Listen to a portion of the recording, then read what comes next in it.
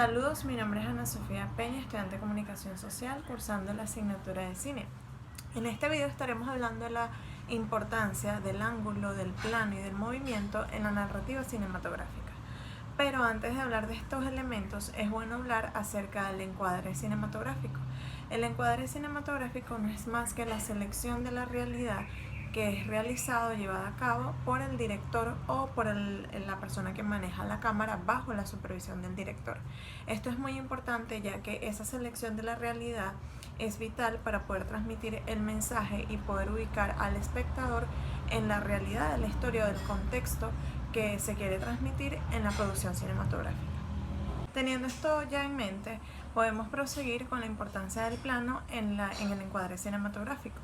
Entonces, ¿qué es el plano? Recordemos que el plano es la porción de espacio que captura la cámara que está situada en un lugar. El plano es el punto de vista de la obra que se usa para que el espectador pueda entender lo que está sucediendo en la escena. Entonces, la importancia del plano en la narrativa cinematográfica radica en que el plano proporciona la figura y la forma que van a facilitar la narración de los personajes para poder así contar la historia. Por otra parte, los planos trabajan como un eje central entre el vínculo de los personajes y el contexto, dando así sentido a la perspectiva entre la figura de la composición y el espacio que este mismo en el que éste habita. En conclusión, los planos ayudan a introducir al espectador en el contexto de la historia que se quiere transmitir y así poder comprender el mensaje en su totalidad. A continuación vamos a visualizar algunos ejemplos que nos van a ayudar a poder entender los planos, cómo se ubican, cómo se pueden colocar en el contexto para contar mejor la historia.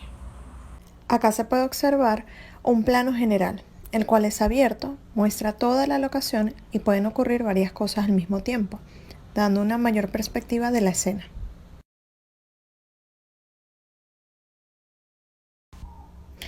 Este plano es el plano americano, el cual muestra desde la cabeza hasta la mitad de la pierna, muy característico en las películas de vaqueros donde el objetivo era mostrar el movimiento de las pistolas de los vaqueros. En este caso encontramos un primer plano, el cual se utiliza para hacer más notorias las emociones del personaje, ya que se enfoca en totalidad el rostro del mismo.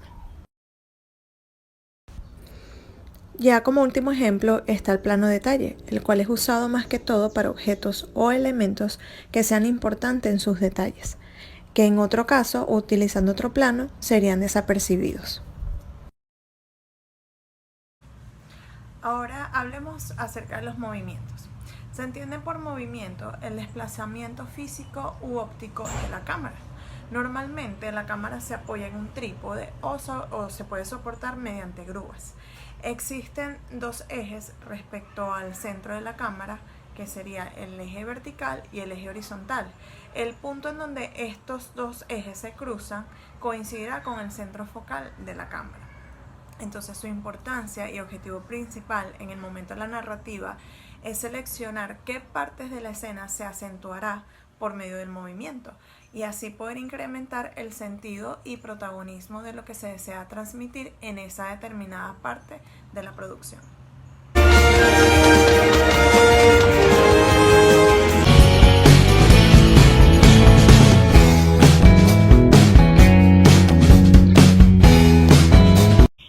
Por último, ya para terminar, hablemos acerca de los ángulos. Los ángulos son la posición que adopta la cámara en función del objeto o la persona encuadrada. La altura de la cámara es determinante al momento de transmitir algún tipo de efecto al espectador. La importancia de los ángulos con respecto a la narrativa cinematográfica es que aporta una intención psicológica acerca del objeto o persona que se va a filmar. A continuación, algunos extractos de videos que serán de ejemplo para poder entender y comprender mejor la importancia de los ángulos con respecto a la narrativa cinematográfica. Acá se aprecia un ángulo contrapicado, donde la cámara es situada inferior de la altura media del objeto o del sujeto.